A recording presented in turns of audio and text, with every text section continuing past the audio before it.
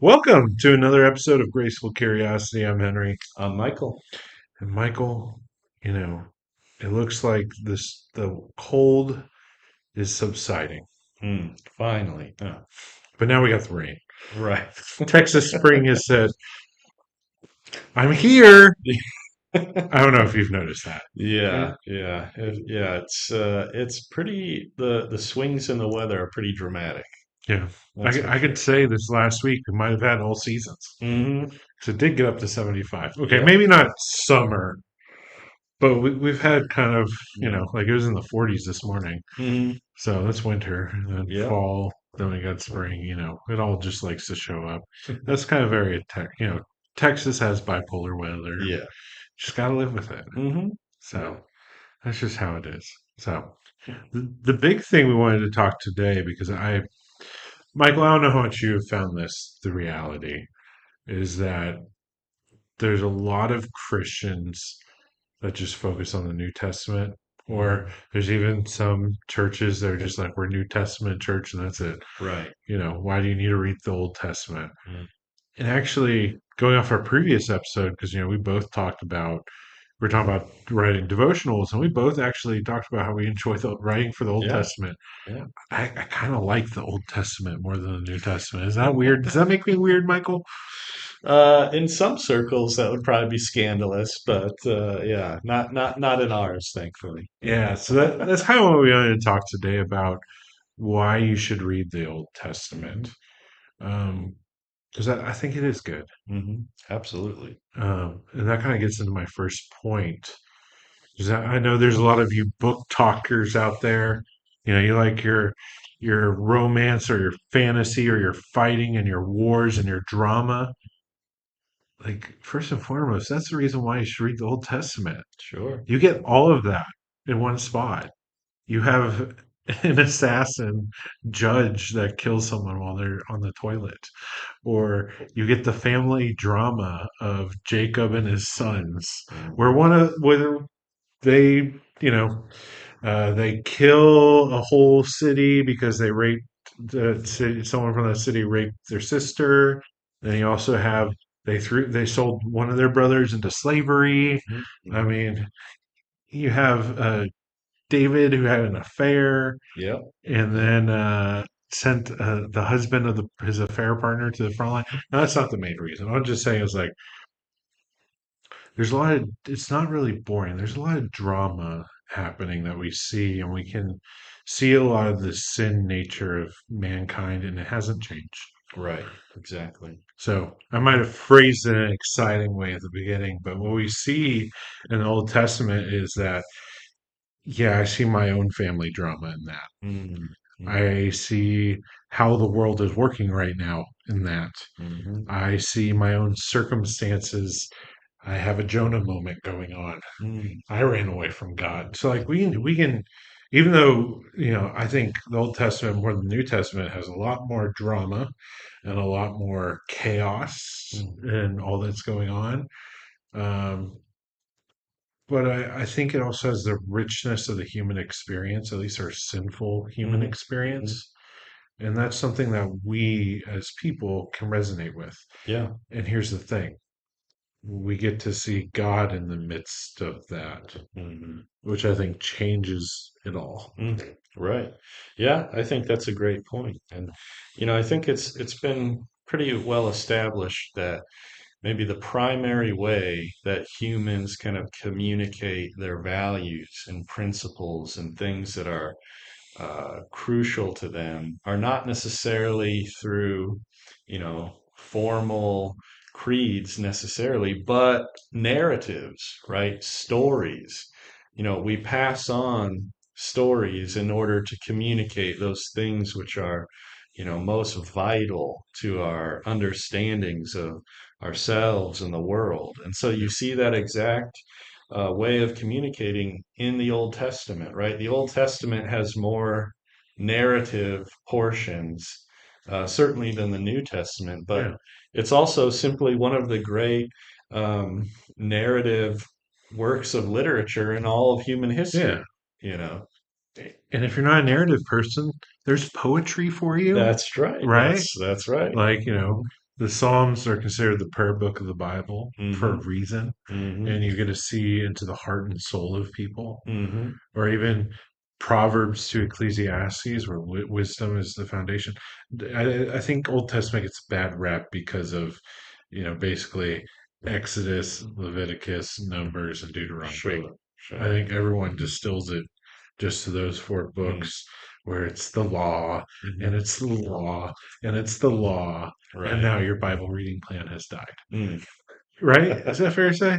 Yeah, I think so. I think yeah, it's easy for readers who are going through scripture for the first time especially, but even, even for the umpteenth time Yeah, I don't. I to don't really to like struggle with that. I don't really like reading Leviticus and Numbers.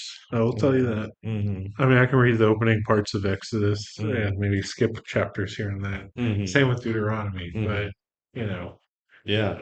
Yeah, but the just that whole just the scope and breadth of the Old Testament is so rich. Just as you said, there's many different genre of literature, at work. But in the most important cases, I think, as you were alluding to, it is so extraordinarily dramatic, right? yeah, That I mean, we're literally seeing the drama of humanity's relationship with God played out over, thousands of years of history. yeah, and our own and humanity's existence and drama within itself. You Yeah. know, we see broken relationships, we see hatred, we see violence, we see all these different things that have not gone away. Yes. It's just the differences from them to us is that we are a New Testament people, Hmm. Hmm. you know. Yeah. So, which I think that also goes to another good point because I think we overly think Old Testament is all about the law, the Hmm. law, the Hmm. law, the law, like I said earlier, right? Hmm. Um, but I think a good reason to read it is actually the law isn't first; it's faith first. Hmm. And I think like Hebrews in the New Testament is a big, and Paul in his writings, Yeah. they're big proponents of this idea that no, no, no, no, no. Abraham didn't have the law first. He had faith. He said Exactly. yes to God. Hmm. And we see that over and over again. I just recently did Ruth with, my students. Mm. Ruth had faith and faithfulness first, Hmm. but there's no mention really of law outside of the Old Testament process of a kinsman redeemer. Outside of Hmm. that, it Hmm. was all about faith Right. in that in God and Naomi, you Hmm. know, Yeah. taking her to a new place. Yeah, yeah. That's a tremendously important point, because, even when we look at the life of Abraham, like you mentioned, that's sort of the first instance of the notion of, salvation or justification by Mm, faith alone, right? yeah, As we know in Genesis, he believed God and that was reckoned to him as righteousness, yeah, right? That's a sort of proto gospel yeah, already at work in the narrative of Abraham's life. And Paul also, as you mentioned, right, draws on that specifically in his epistles in places like Galatians, talking about how Christians are also the offspring of Abraham, yeah. not because we're his biological descendants, right, but because we are people of faith. Yeah. And even with Hebrews, which was very much written to a Jewish audience, Mhm. has a hall of faith Yeah, instead of yeah, a hall of fame, like we like to do in right. America, a hall of faith. And we Mhm. have, like, Rahab didn't get to check the laws first before she said, I am going to protect these spies that are here because they want to destroy the city that I have grown up in. Mm, mm. Instead, she chose God in that moment Hmm. and was like, God will protect me, protect my family. Yeah. And we see that over and over again, that it's not, Moses, David, the prophets, especially poor Jeremiah. Mm. He put his faith in God to do this prophet thing, but no one came to God. Yeah. Really depressing life. Mm. Um, but we see that over and over again. And I think we try we distill it so much to the law, but that's not the case. Hmm.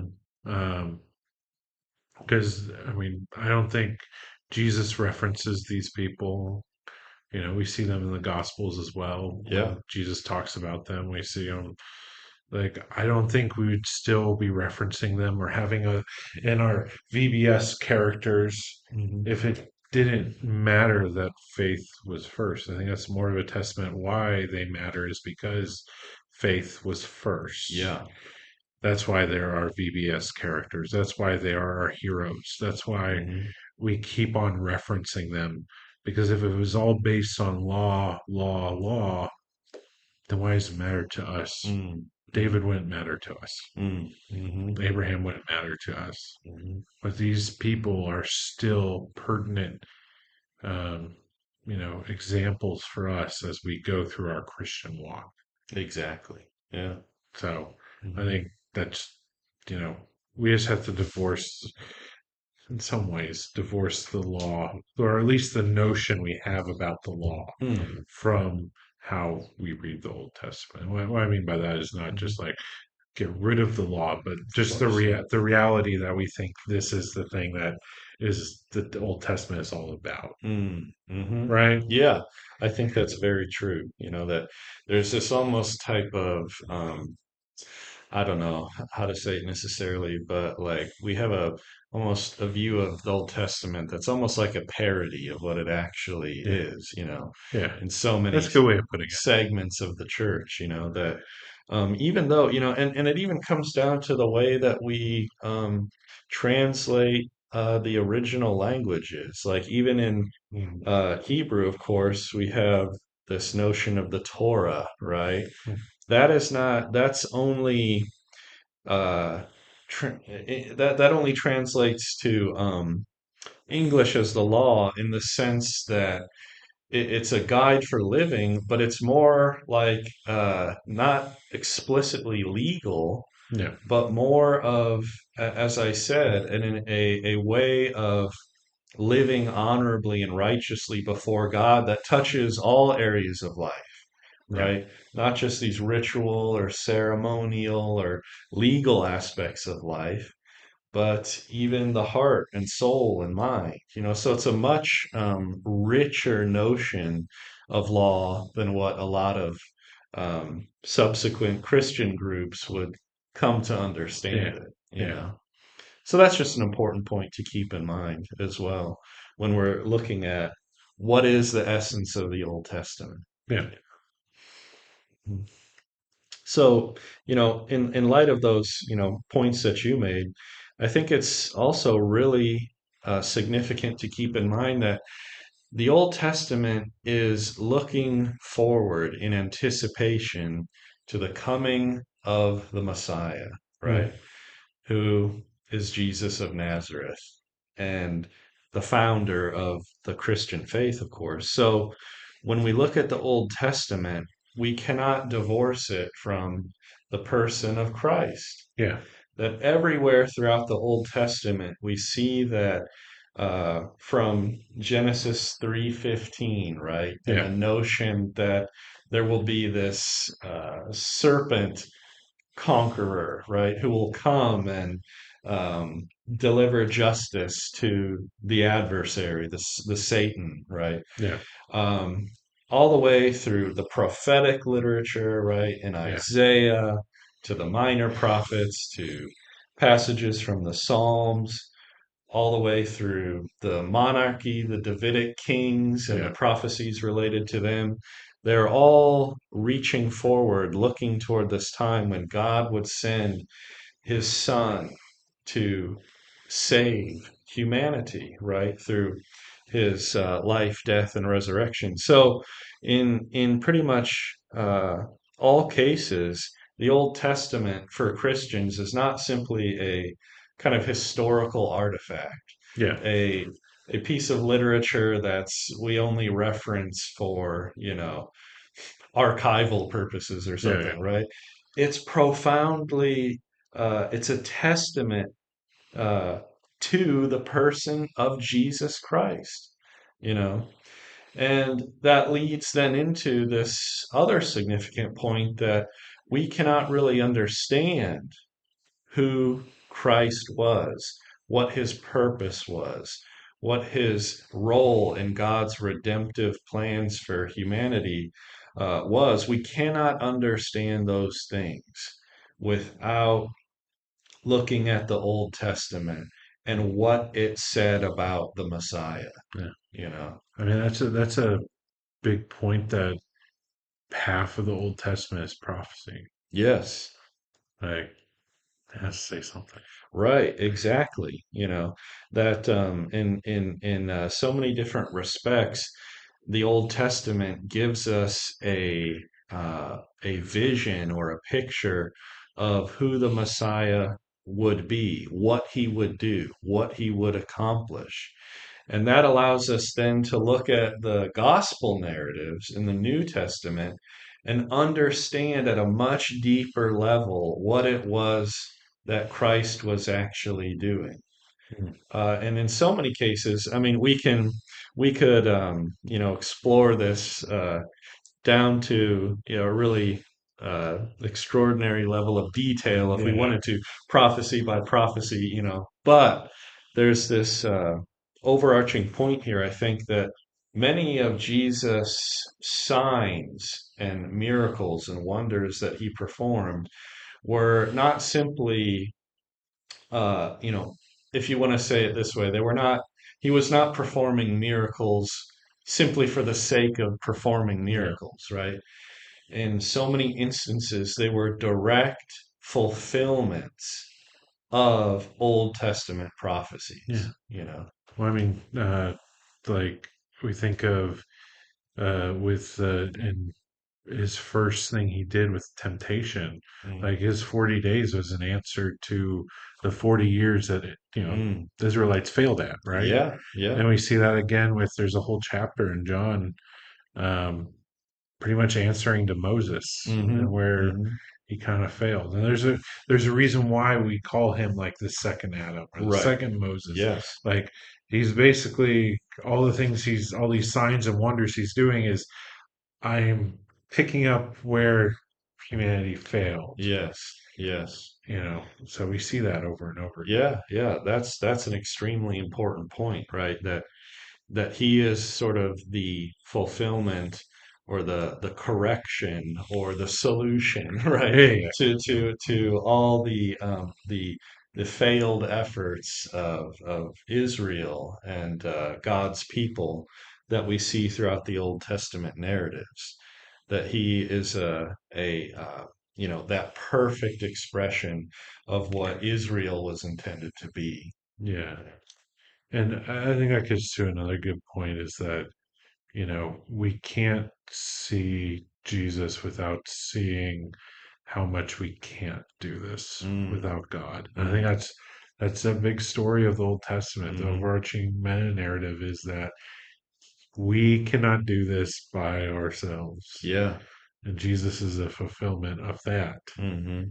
So that's something to always keep in mind as we read. Right. Right. And that's again something which Paul mentions in his epistles, right? Yeah, That the Torah, the law, illustrates for us our total and utter inadequacy to make ourselves, righteous before God, you yeah. know. And if you don't just need the Torah, just look at the people. Yeah. Like getting back to my first point, like just Hmm. look how inadequate Hmm. some of these people are, you Hmm. know, and we see that over and over again.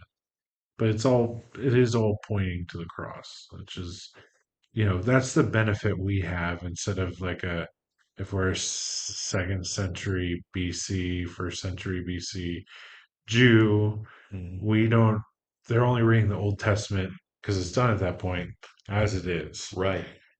We have the beauty of New Testament eyes, which should be another reason why we would want to read the Old Testament, Yes. is because we have the New Testament eyes to see, because that's a beautiful thing. You brought up Genesis 3:15. That passage is in the middle of punishment to Adam and Right. Eve. Right. And you can already see the redemption and the grace within a punishment Hmm. that God's going to fix what they messed up. Hmm.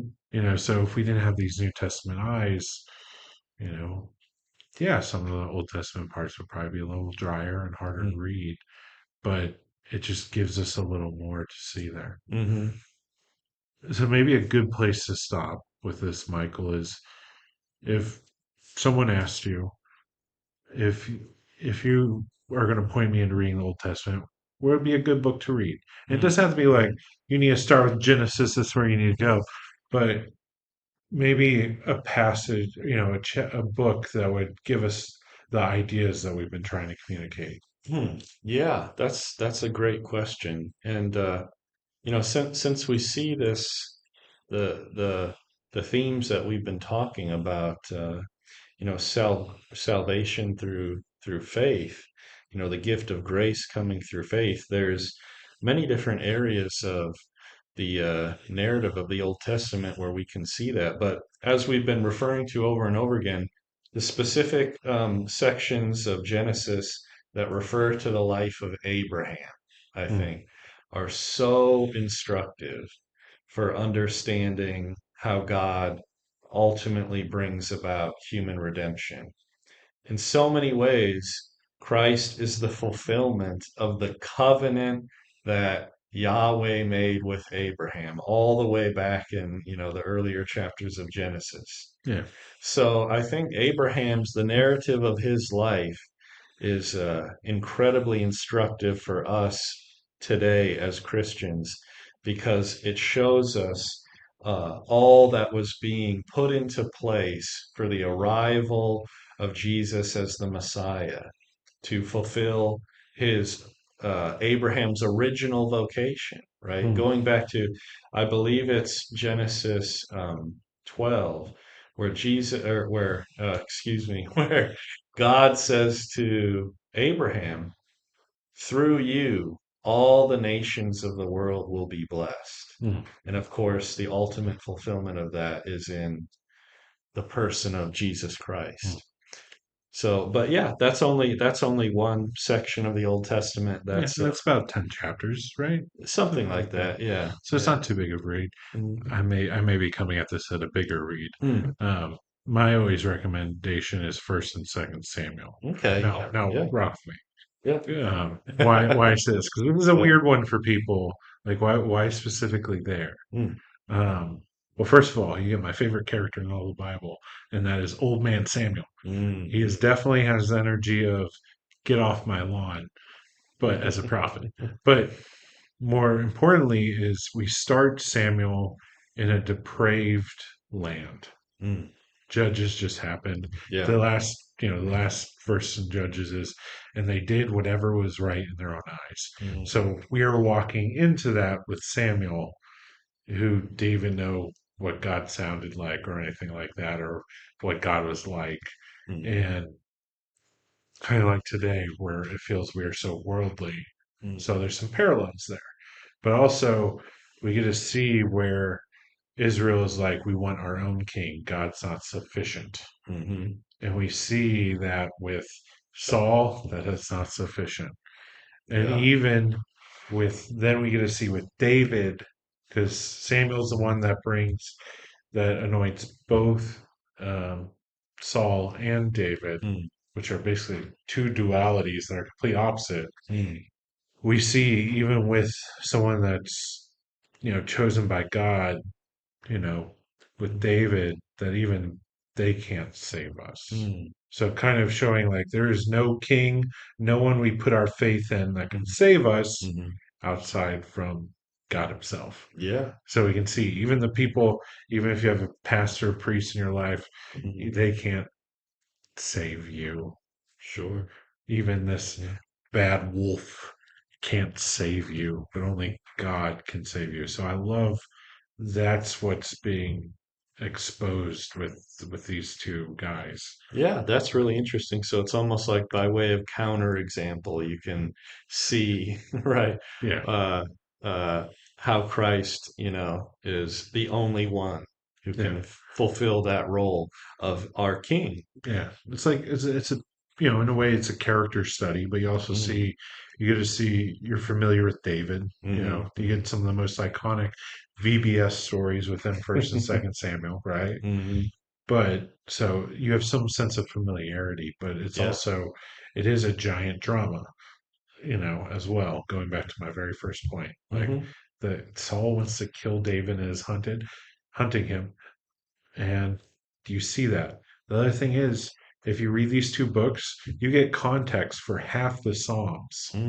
That's very interesting. Yeah. So that's why I think it's another great place, hmm because then you understand David's point of view hmm of what he's thinking as he's writing these things. Right. So I think it even brings those more to life hmm because you can go like, oh, the give me a clean heart. Well, it's about this affair right here. hmm Oh, Certainly. or there's a bunch of Psalms that he wrote as Saul was hunting him. hmm So when he's talking about the enemy there, he's talking about Saul that's trying to kill him. Yeah. So you get these contexts that I don't think they're over there, especially since probably would be fair to say to you, we probably use the Psalms more than any other book hmm in the Old Testament. So Yeah. I think it's a beautiful thing to get that type of context. Yes. And like I said, I just like old man Samuel. hmm So to be fair, so it's a little bit selfish, but it's also I think it is a very underrated Old Testament book Yeah. or books. hmm Yeah. Certainly. So Certainly. Yeah. Well, ultimately, all of Scripture is God breathed, right? yeah, And it is all for our edification and for our spiritual development and our sanctification. So we cannot read the Old Testament in a way that is not profitable for us yeah, in the final analysis, because of its divine authorship. So that's always something important to keep in mind as if we want to attempt to delve into the Old Testament. yeah, yeah. Well, I think it's a good place to stop today. I Mm. hope you pick up the Old Testament because it is a Yes, beautiful thing. Um, or at least, when it comes up in a reading plan, you're not too intimidated, or like the things we talked about last week with Journey, that you'll be going in with a little bit of fresh eyes, with the New Testament eyes. right. The Old Testament is not a thing to be afraid of. It's not as boring as we've been told has been told, it's not la la la, all over the place. So, Absolutely. so until next time, I'm Henry. Michael. Bye.